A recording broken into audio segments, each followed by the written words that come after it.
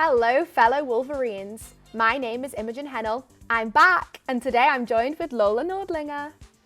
Today we are going to be taking you to the NFL Combine that took place in Indianapolis, Indiana, where the Wolverines had 18 players invited. This is a historic number, and it's the first time this many players from a single school have been invited to the Combine. You had some of Michigan's best players putting on a show. Players on both sides of the ball put on masterful performances in a variety of drills, showing lots of promise for their NFL careers. Starting with the defense, star defensive tackle Chris Jenkins stood out by showing off his impressive strength in the bench press, placing second among all defensive tackle prospects. Another Combine standout was quarterback Mike Sanistrel. He competed in all drills and boosted his draft stock with particularly strong performance in the 20-yard shuttle, highlighting his impressive change of direction. On offense, Michigan had 11 players at the Combine. Even with All-American guard Zach Zinter still sidelined from the injuries suffered against Ohio State, Michigan had 5 offensive linemen participate in drills. Michigan's skilled position players helped improve their draft stock as well. Just like this past season, one of the most impressive performances came from Blake Corum. In particular, he had more bench press reps than any other running back prospect, placing himself in the top 20 out of all players at the Combine for that drill.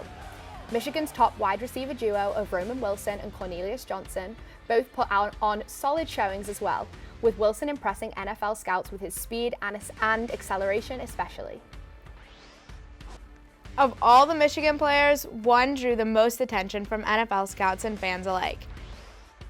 J.J. McCarthy had an outstanding Combine, particularly showing off his talent through the throwing drills. He is projected to go in the first round, with some projections placing him even in the top 10. This boost in draft stock came right after the Combine, as many NFL teams are in need of a quarterback, have shown significant interest in drafting him. While nobody knows where JJ will play next season, he is sure to have a long and successful career ahead of him. Knock on wood. Edge rusher Braden McGregor declared that the NFL Combine felt like Schembechler Hall, and with 18 former Wolverines playing outstanding football, it's no surprise Indianapolis felt like home. Not only does this stadium host the NFL Combine, but it also hosts the Big Ten Championship. Every one of those 18 players has won a championship in that stadium, and soon they will hopefully all be playing in NFL stadiums every Sunday. I'm super excited to introduce 2 special guests to today's episode to talk everything NFL draft, their opinions, their hot takes, all of the above. It's Ryan Thomas and Connor Woolley. Thank you both for joining us. Thanks for having us. So the draft isn't too far out now. We are a couple of weeks out. It's the start of April.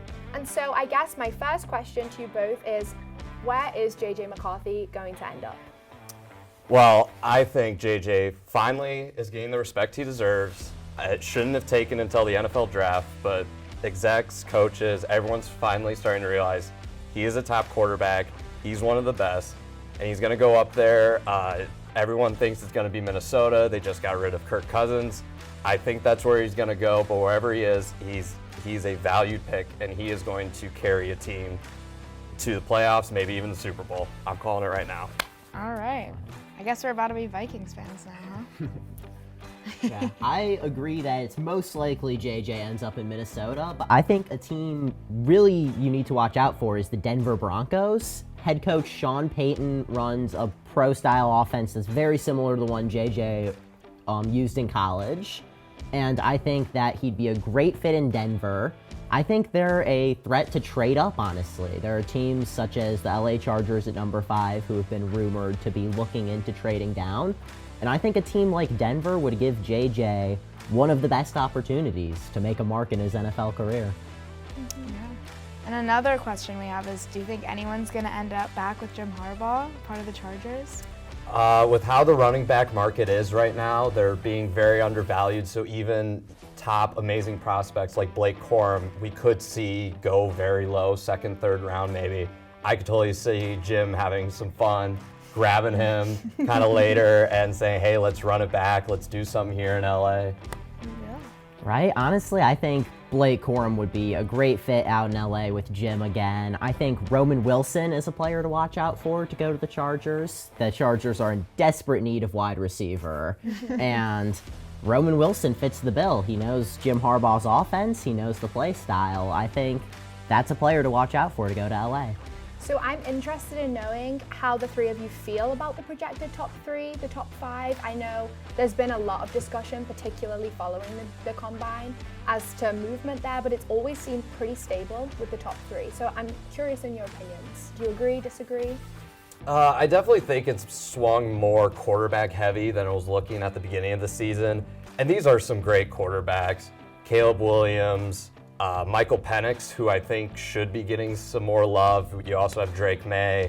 But I don't know, like Caleb Williams is probably going to go first. I don't know if he's the guy that I would trust with the program. We saw the downfall with USC. A lot of that was their defense, but they still fell apart. He's still a great player, knows how to throw the ball, can put up huge yards.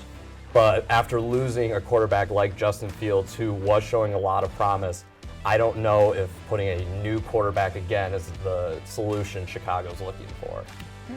Honestly, I'm going to have to disagree there. I think Caleb Williams is going to excel in Chicago. I'm not the biggest Bears fan, I'm not the biggest USC fan, but I still think that Caleb Williams is a great fit in the Chicago offense. I think he has a lot of promise, and he has weapons in Chicago. He'll have DJ Moore, he'll have a solid running game. If they boost that offensive line, the defense is already there. I think Caleb Williams is going to surprise a lot of people and really live up to that top quarterback billing.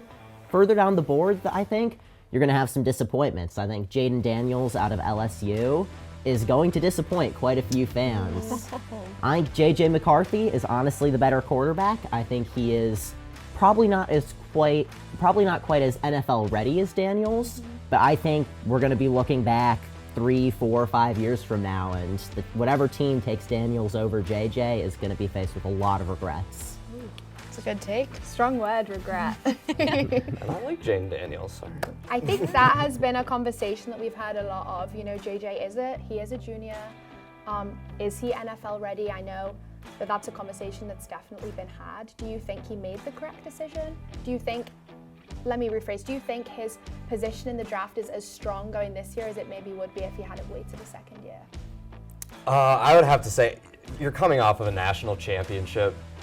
Your draft stock can't go much higher. Like, people gave him a lot of criticism at the end of the regular season after the Penn State game, which was run heavy.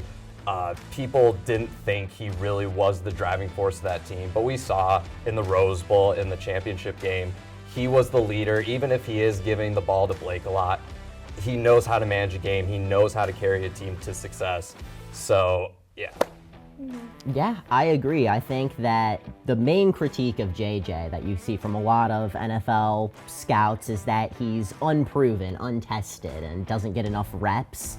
I think if he comes back for another year at Michigan, he'll be under a Sharon Moore offense, and I think that he would once again not get as many reps, and by aging a year, I think he would probably hurt his draft stock if he came back. Yeah, he ended his career with a bang here. Can't say we're too disappointed in him. Oh, no. Well, I think that's all the time we have for today. Thanks so much for joining us, guys. Thank you for having us. Thank you so much. And you guys know how it goes here. Who has got it better than us? Nobody.